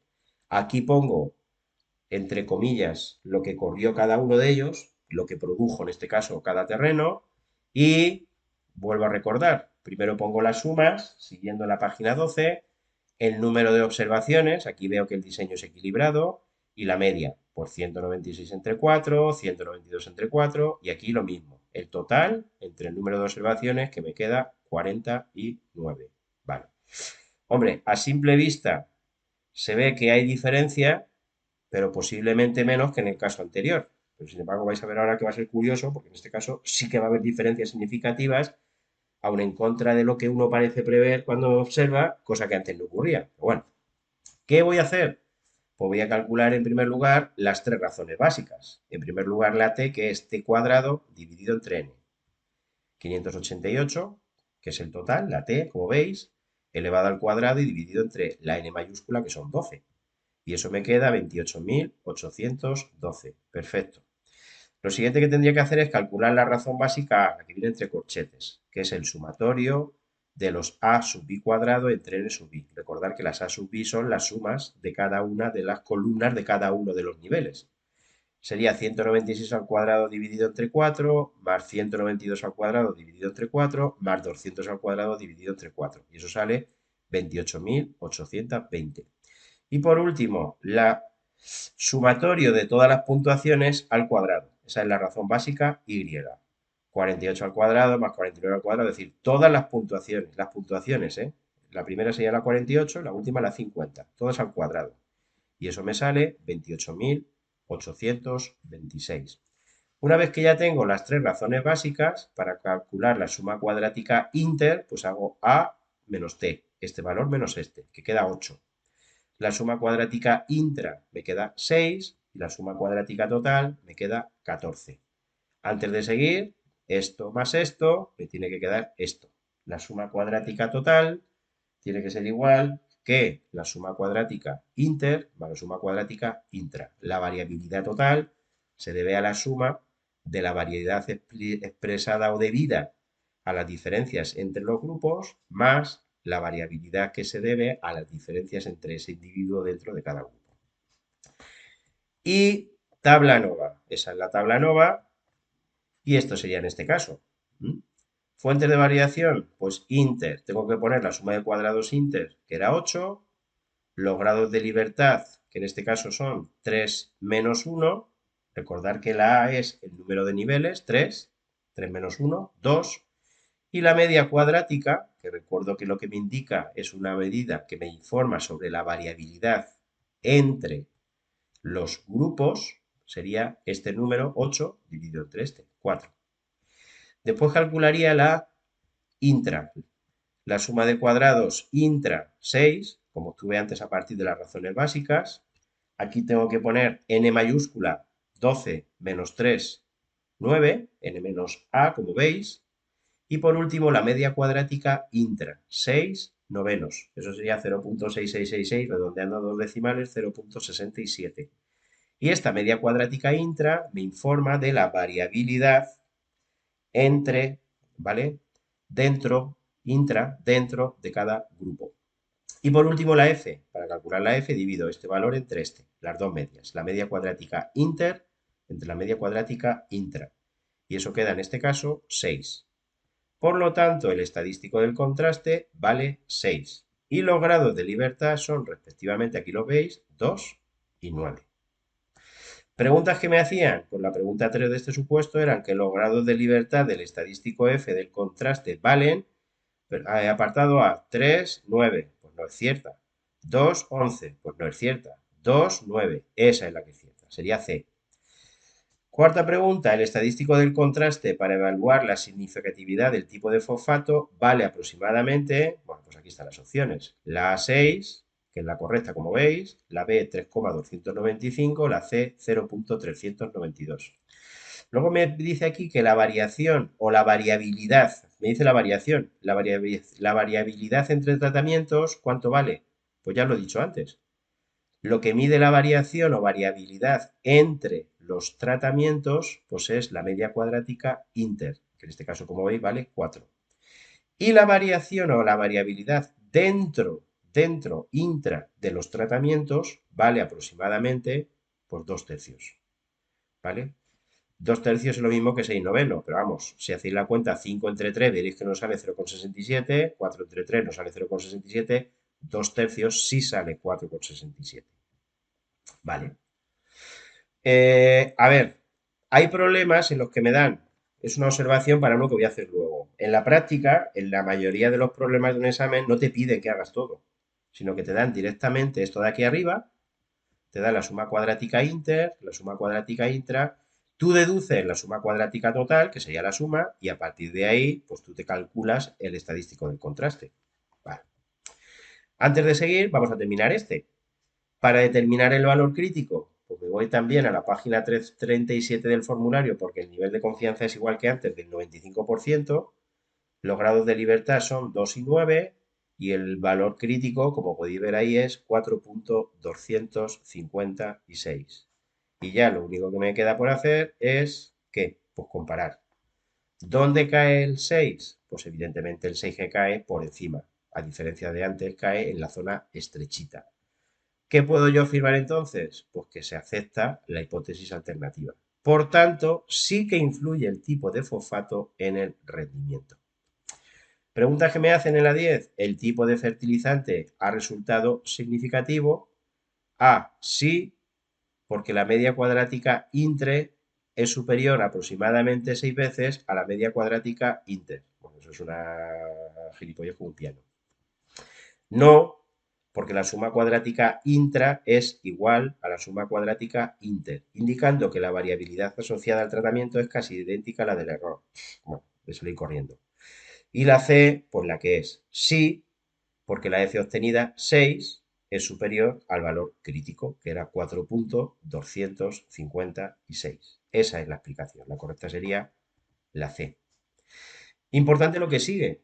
Fijaros que yo ya he llegado a la conclusión de que hay diferencias entre la media de lo que yo obtengo, es decir, que el tratamiento produce diferencias significativas. La pregunta ahora es, ¿entre qué abonos hay diferencias significativas? ¿Entre los tres? Pues eso es lo que me planteo. Fijaros que si volvemos de nuevo a la primera tabla que yo construí, fijaros que con el fertilizante A obtengo una media de 49 unidades, no me acuerdo de las unidades, eran hectolitros por decir lo que fuese, el B 48 y el C 50. La pregunta es, ¿el A es significativamente mejor que el B? Fijaros que os tengo más. ¿El C es significativamente mejor que el A? ¿El C es significativamente mejor que el B? Eso es lo que me planteo. Entre cuáles de ellos hay una diferencia significativa. Para ello se calcula un coeficiente que es el coeficiente crítico de Schoeffel, ¿vale? Como podéis ver en la página 12 de vuestro formulario, comparaciones múltiples de Schoeffel, lo que pone abajo, es decir, lo que yo trato ahora de estudiar es entre cuáles de los grupos hay diferencias significativas. La fórmula también parece poco agradable, parece que da un poco de miedo, ¿no? Pero la fórmula, vais a ver que la mayoría de los ingredientes ya los conozco. Fijaros que tendría que poner la raíz cuadrada, todo lo que aparece aquí dentro ya lo tengo. La A vale 3, por lo tanto, donde pone A menos 1 tendría que poner 2. Y este valor es justamente el que calculé antes, es el valor crítico, el 4,256. Y de la segunda raíz cuadrada, la media cuadrática intra, también la conozco, 0,67. Solamente me falta por obtener la suma de los c sub i cuadrado entre n sub i. Y la pregunta es, ¿qué es eso de los c sub i cuadrado entre n sub i? Os lo explico. Cuando yo trato de comparar el fertilizante A con el fertilizante B, la hipótesis nula es que la media con A es igual a la media con B. Si me llevo todo a la izquierda, eso sería equivalente a decir que la media de A menos la media de B es igual a 0. Eso es para comparar el A con el B. ¿Qué tendría yo que hacer ahora si quiero comparar el A con el C? Pues la hipótesis nula es que hasta que no se demuestre lo contrario, la media de lo que obtengo con A es igual a la media de lo que obtengo con C. Llevándome todo a la izquierda, la media con A menos la media con C es igual a 0. Y para comparar el B con el C, pues la hipótesis nula es que la media con B, mu sub B, es igual a la media con C. Llevándome de que está a la derecha a la izquierda restando, pues esto es lo que me quedaría. Es decir, que cuando yo quiero comparar A con B, en realidad quiero ver si A menos B es 0 o no es 0. Y los C sub I son los números que aparecen delante. Me explico. Cuando quiero comparar la A con B, el C sub 1 valdría 1, el C sub 2 valdría menos 1 y el C sub 3 valdría 0. ¿Cuánto valdría entonces para comparar el A con el B, que es lo que viene aquí, el A con el B, el sumatorio este tan feo? Pues tendría que poner el primero de los C sub i al cuadrado dividido entre 4, n sub i, ¿vale? Los individuos que había dentro del grupo A, que eran 4, más menos 1 elevado al cuadrado dividido entre 4, más 0 dividido entre 4, este 0 que hay aquí. Tened cuidado que menos 1 elevado al cuadrado da 1, ¿eh? No menos 1. Menos por menos es más, si no cogéis la calculadora. Por lo tanto, esto sería 1 al cuadrado más también 1 al cuadrado, que sería 2 cuartos, que sería un medio, que es 0,5, como podéis ver con la calculadora. En el caso de la comparación entre A y C, realizando también las mismas operaciones, también me queda 0,5. Y en el caso de que quiera comparar B con C, pues también me queda 0,5. Conclusión, en los tres casos, en las tres comparaciones, el coeficiente de Schoeffel vale exactamente la misma cantidad. Si hago la cuenta, aquí está hecha la cuenta, me queda que el coeficiente de Schoeffel vale 1,684. Y ahora viene la pregunta, ¿cómo llevo a cabo efectivo si hay o no diferencias significativas entre los grupos? Pues muy fácil. ¿Qué diferencia hay entre A y B? Pues si hago la operación sería 49 menos 48, 1. Y ahora viene la pregunta. Como el 1 es menor que 1,684, pues no hay diferencias significativas. Para que la diferencia sea significativa entre los dos grupos, tendría que haber un valor de media de diferencia superior a este 1,684. ¿Qué ocurre ahora si comparo el A con el C? Pues que si hago 49 menos 50 me queda menos 1, pero la diferencia es en valor absoluto. 1 sería la diferencia. Siempre coger el valor absoluto. Como ese valor que he obtenido entre la diferencia en el A y el C es de un punto que es más pequeño que 1,684, Pues la respuesta es que entre el A y el C tampoco hay diferencias significativas. Y por último, entre el B y el C, pues si hago la diferencia entre el B y el C, fijaros que me sale 2. Y 2 si es mayor que 1,684. Conclusión, sí hay diferencias significativas entre el A y el C. Y esa sería la conclusión. Vale. Pregunta 11 que me hacían. ¿Entre qué niveles podemos asegurar que existen diferencias según el criterio de Schoeffel? Pues solamente entre los niveles B y C. La B era solo entre los niveles A y C, que es mentira, y la C era solo entre los niveles A y B, pues que también es mentira. Hay diferencia solo entre B y C. Vale. Situación 3, que es la última ya que creo que vamos a hacer. Dice, un investigador sospecha que los tiempos de coagulación de la sangre difieren en función del tipo de dieta. Para ello ha realizado un experimento donde ha tomado varios grupos de ratones, sometiendo a cada grupo a distintos tipos de dietas. Tras analizar los datos mediante una ANOVA, parte de los siguientes resultados. Como os decía antes y os digo, fijaros que aquí me dan prácticamente la tabla ANOVA, me la dan construida. Me dan la suma de cuadrados, tanto entre como inter, y me dan los grados de libertad. ¿Qué es lo único que yo tengo que hacer? Pues aparte de eso, ser capaz de digerir lo que me dan, que me lo preguntan ahí, ¿no? Primero, diseños intersujetos, muestras independientes o intrasujetos, muestras relacionadas. Pues hombre, veo que la tabla nueva que me dan se ajusta, aunque todavía no lo hemos visto, a la que aparece en la página 12. Si fuesen muestras relacionadas, se tendría que ajustar a lo que aparece en la página 13. En la página 13, como veréis, la tabla ANOVA tiene una fila más, ¿vale? Tiene otra fila más que es la correspondiente al error. Y si fuese la correspondiente a dos factores con muestras independientes, pues tendría otra fila más. Va a haber una fila para cada factor, otra para el error y otra para intra, que después explicaremos lo que es. Por lo tanto, las muestras son independientes. ¿Cuántos factores hay?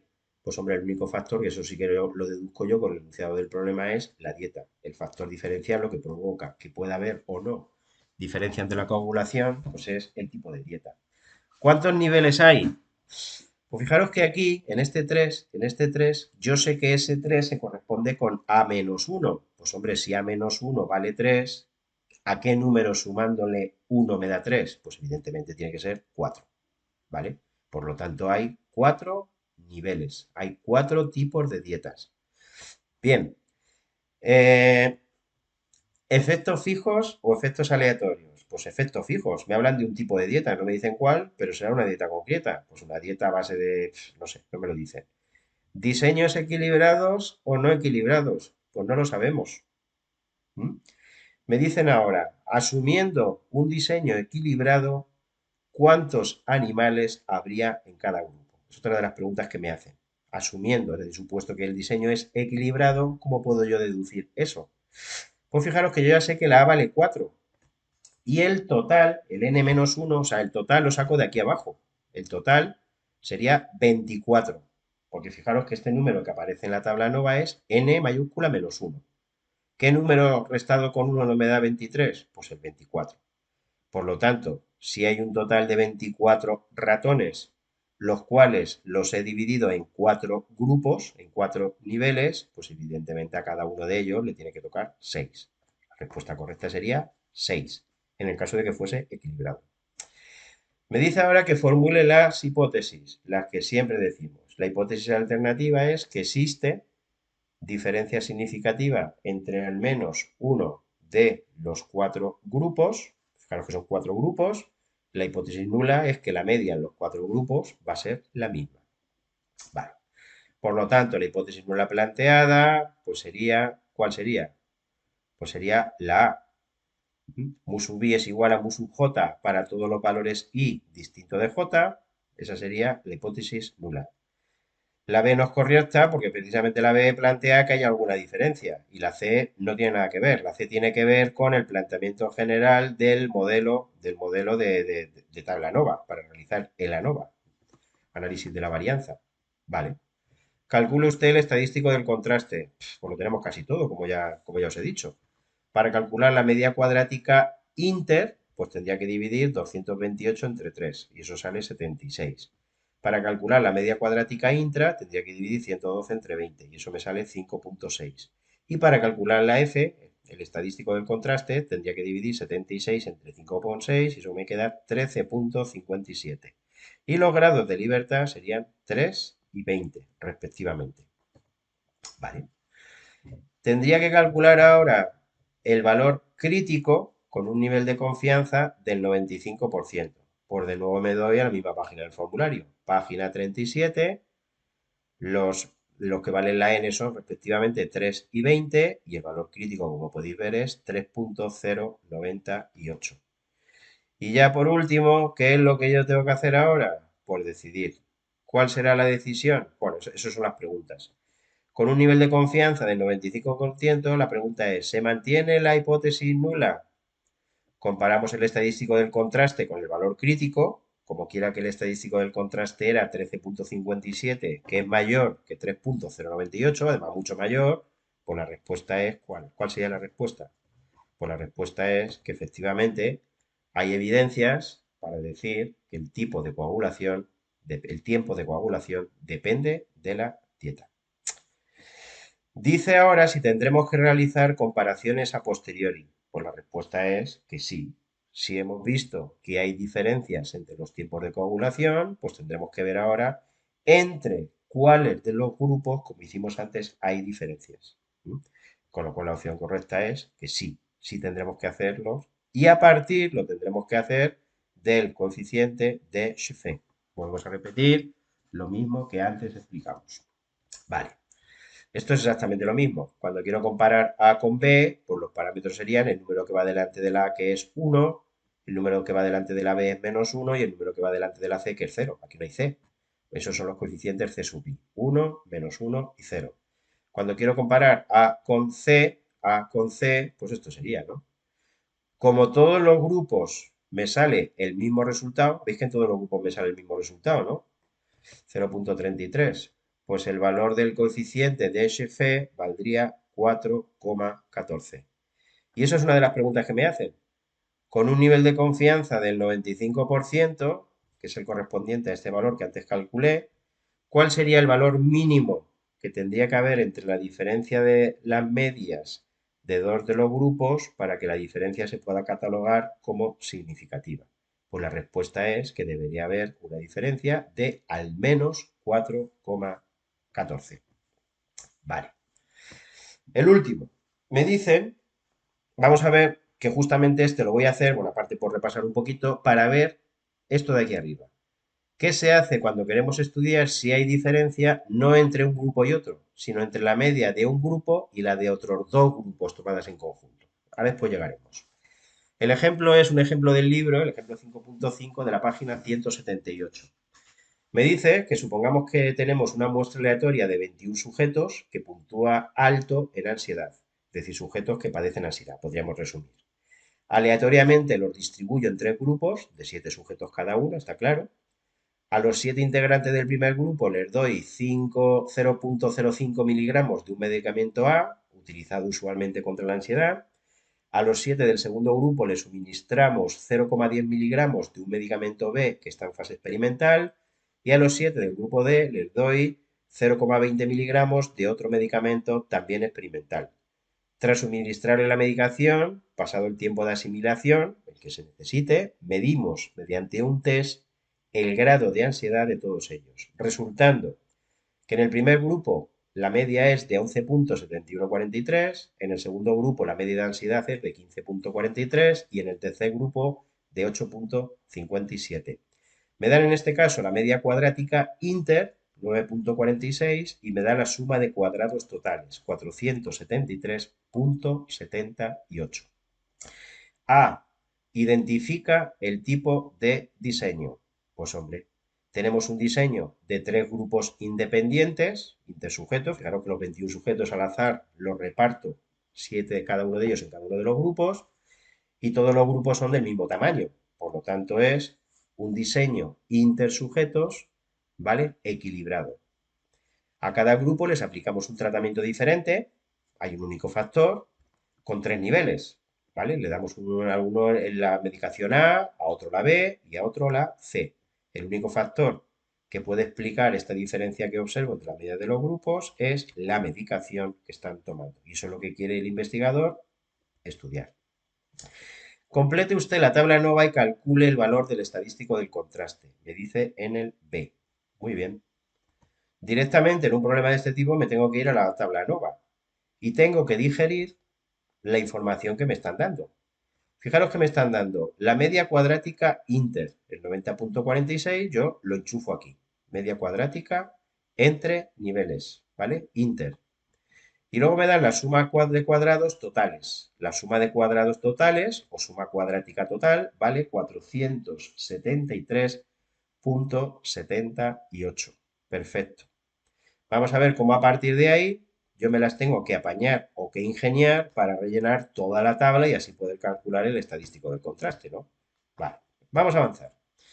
Me dicen que los distribuyo en tres grupos, con lo cual si los distribuyo en tres grupos, el valor que aparece aquí entre niveles en los grados de libertad, que yo sé que es A-1, esto sería un 2, ¿vale?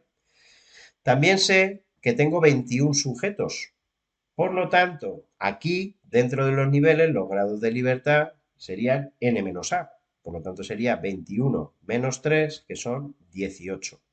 Fijaros que con esa información, este 21 y estos tres grupos, he sido capaz de rellenar estos dos valores. Seguimos avanzando. Fijaros que en un problema directo, porque esto es un problema inverso, es decir, hecho al revés, podemos decir, yo calculo la media cuadrática dividiendo la suma de cuadrados entre los grados de libertad. Está claro que si ahora me dan la media cuadrática y los grados de libertad, tendré que hacer lo contrario de dividir, que es multiplicar. Por lo tanto, si quiero calcular la suma de cuadrados, tendré que hacer lo contrario. Multiplicar el 90.46 por 2. Digamos que hacia allá divido y cuando voy hacia la izquierda, como es el caso, multiplico. Perfecto. He hecho la cuenta, eso queda 180.92. Y ahora, lo que os he explicado también antes, la suma de cuadrados totales, el 473.78, yo en la práctica lo obtengo sumando esta cantidad con esta que está aquí. Si para obtener este valor, es decir, para ir hacia abajo, lo que hago es sumar, ahora que tengo que ir hacia arriba, pues tendré que restar. ¿Cómo averiguo entonces este valor que está aquí? Pues al total, 473.78, le tengo que restar 180 por 0,92. Si hacemos la cuenta, eso me queda 292.86. Ya casi que lo tengo. Para calcular este valor de aquí, voy en el sentido usual. Divido 292.86 entre 18. Este valor, pues sumando 20. Y por último, la f sabéis que la obtengo dividiendo la media cuadrática dentro, entre niveles, con la media cuadrática la inter, media cuadrática inter, entre la media cuadrática intra. Y obtengo 5.56, siendo los grados de libertad de 2 y de 18 respectivamente. ¿Qué me falta ya para decidir? Pues el apartado C. Calcule el valor crítico correspondiente a un nivel de confianza del 95%. Ese es el valor crítico que va a salir. Bueno, el valor crítico es 3.555, ¿vale? Bien, aquí. Vale, me voy a la F218, sale 3.555. Tengo que tener claro que en la parte gorda de probabilidad es la zona de aceptación de H sub 0 y en la parte estrecha de probabilidad, estrecha, para minimizar el error de tipo 1, es la zona en la cual yo tengo evidencias para rechazar la hipótesis nula y aceptar la hipótesis alternativa. ¿Qué ocurre? Pues que el valor F cae en la zona estrecha. Conclusión, hay evidencias para poder rechazar la hipótesis nula y afirmar que hay diferencias entre el efecto que provocan los tres medicamentos. Vale, aquí está desde la perspectiva de la P. Podéis mirar que el valor de 5.56 me permite acotar esta probabilidad entre 0.01 y 0.025. En cualquiera de los casos es más pequeña que 0.05, que sería 0.050, ¿vale? Vale. Conclusión. Existen diferencias significativas. Y ahora lo que me pide es que indique entre cuáles de los tratamientos hay diferencias. ¿Cómo lo hago esto? pues a partir, bueno, lo que hemos explicado ya de SF. Esto está un poco más expresado porque el año pasado, después de haber hecho la presentación, le añadí esta parte porque hubo gente que no entendía bien eso del acceso UBI. Aquí viene un poquito más digerido todavía, ¿no?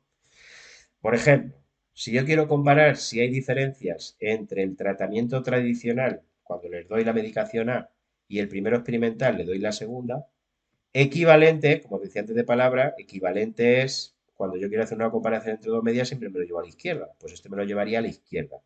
Y en este caso, las C sub i valdrían, fijaros que aquí, donde pone C sub 1, el número que aparece delante de M sub 1, que es un 1, el C sub 2 valdría un menos 1 y el C sub 3 valdría 0. Y la suma de C sub i al cuadrado entre N sub i valdría 1 al cuadrado, que es 1, dividido entre 7. No olvidéis que 7 es N sub 1, N sub 2 y N sub 3 valen 7. N sub i es el número de individuos que hay en cada grupo. Como es equilibrado, hay 7 en cada grupo. Pudiera ocurrir que no lo fuese, ¿eh? Imagínate que en el primer grupo hubiese 5 y en el segundo hubiese 8, pues aquí sería 1 entre 1 al cuadrado entre 5 más menos 1 al cuadrado entre 8. No es el caso. Eso queda 2 séptimos. En el caso de que yo quiera comparar si las medias entre el primero y el tercer grupo son significativamente distintas, la hipótesis de partida, la hipótesis nula es que las medias son iguales. Me llevo el mu sub 3 a la izquierda restando y los coeficientes serían el de mu sub 1, 1, el de mu sub 2, 0, me aparece, y el de mu sub 3, menos 1. Si hacemos la cuenta, también me sale 2 séptimos. Y por último, que para comparar si hay diferencias entre el segundo y el tercer grupo, pues tendría que hacer esta operación. Y también me saldría 2 séptimos. ¿Qué haría para calcular el coeficiente de F? Pues hacer esta operación. Hay una cuestión que os quiero decir, y es que en la F esta que aparece en la fórmula es la correspondiente al valor crítico, ¿eh? Al correspondiente a este nivel de probabilidad. El valor crítico, que si queréis volvemos hacia atrás, es la correspondiente a este 3.555, no a la F que obtengo mediante la tabla NOVA. Cuidado con eso, ¿eh? Vale. Hacemos la cuenta y eso me queda 5.749. ¿Qué es lo que hago ahora? Pues ver, ahora es donde pongo esto en funcionamiento, si a partir de los datos que he obtenido de la media muestral son o no significativas la diferencia. Por ejemplo, entre el primero y el segundo de los grupos. Si veo la diferencia, que siempre va en valor absoluto, porque una diferencia tiene que ser positiva, me queda que el valor que obtengo es 3.7157. Pues fijaros que veis que ese valor no llega al límite a partir del cual considero que la diferencia es significativa, es menor. Por lo tanto, me tengo que quedar con la hipótesis nula. Entre el primero y el segundo de los tratamientos no hay diferencias significativas. ¿Qué ocurre entre el primero y el tercero? Pues que si hago la operación, el valor absoluto de 11.7143 y 8.57, eso me queda 3.1443, que en este caso también es menor que el valor crítico, que el valor límite, por lo tanto me quedo con que entre el primero y el tercero tampoco hay diferencias significativas. Pero entre el segundo y el tercero, los dos que están en fase experimental, sí hay diferencias significativas. Si calculo la media, la distancia que hay entre las dos medias, me queda que es de 6.86, mayor al valor crítico que me marca para interpretar las diferencias, coeficiente de SC. Por lo tanto, puedo afirmar que el segundo y el tercero de los tratamientos, el B y el C, los dos experimentales, producen efectos diferentes. ¿Vale? Solamente ahí hay, como decimos, diferencias significativas entre el segundo y el tercero, ¿vale? Y ahí quiero llegar. Imagínate que me dicen ahora que quiero determinar si hay diferencias significativas entre los efectos del primer tratamiento y el producido por los otros dos de forma simultánea. Y la pregunta es, eso es lo que tengo que tener yo en la cabeza. ¿Qué efectos producirán los dos tratamientos de forma simultánea? Vamos a imaginar por un momento que el primero me aporta 8 y el segundo me aporta 6. ¿Cuánto me aportarán los dos por término medio? Por término medio de forma simultánea, pues la media. Siempre que sea de forma simultánea, el efecto producido es la media entre los dos.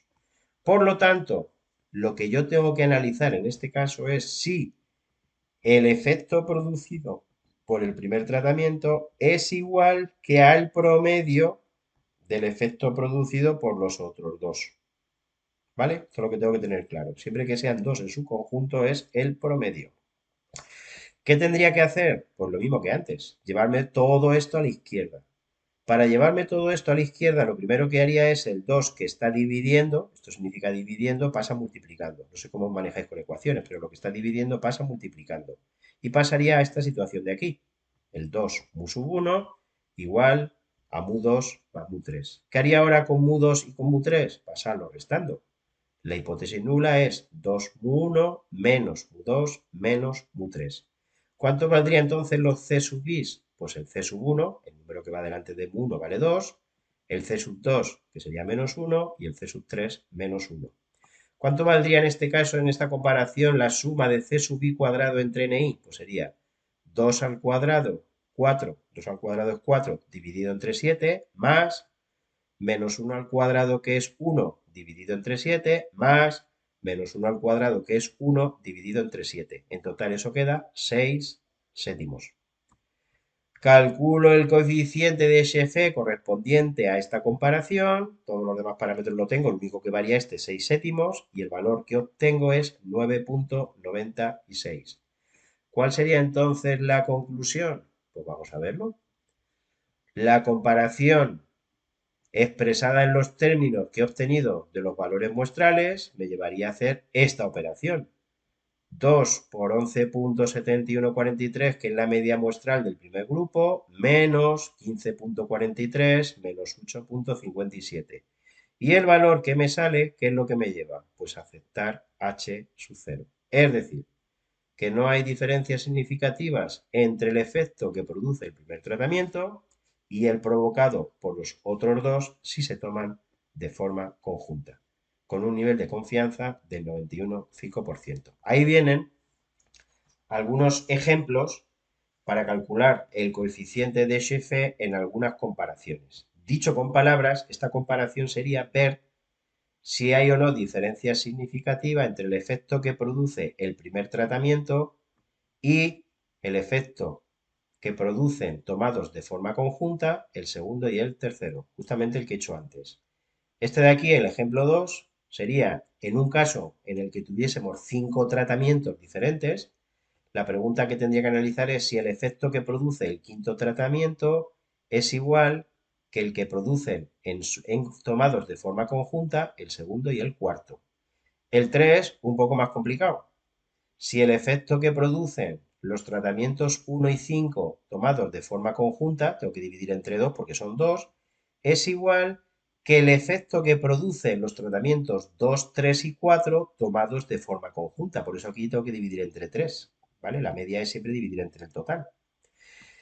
El 4, pues si el efecto que produce el tratamiento 2 es igual al que producen tomados de forma conjunta el 3, el 4 y el 5. Y por último, en el ejemplo 5 es si el efecto que produce el primer tratamiento es el mismo que el que producirían de forma conjunta los tratamientos 2, 3, 4 y 5. Por eso aquí tengo que dividir entre 4. En los 5 ejemplos, por ejemplo en el último, pues este 4 lo tendría que pasar aquí dividiendo y después todo esto llevándomelo a la izquierda. Por lo tanto sería 4m1 menos m2 menos m3 menos m4 menos m5. Por eso los coeficientes son 4, menos 1, menos 1, menos 1, menos 1. ¿Vale? Este de aquí es el más complicado, el ejemplo 3, porque me tendría que llevar el 3 multiplicando a la izquierda, me quedaría 3m1 más 3m5, y el 2 me lo llevaría a la derecha, me quedaría 2 mu 2 más 2 mu 3 más 2 mu 4, pero después eso me lo traería restando. Por lo tanto me quedaría 3m1 más 3m5 menos 2 mu 2 menos 2 mu 3 menos 2 mu 4. De ahí que salgan estos números. 3 menos 2 menos 2 menos 2 y 3. Vale, pues hasta aquí paramos, ¿vale? Y, y ya está. Vamos a ver si puedo parar. ¿Dónde está esto?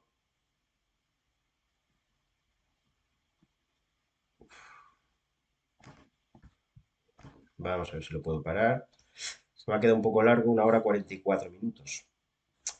Venga, chao, chicos. Darle, a ver, verlo en un par de veces porque si no me vais a fusilar.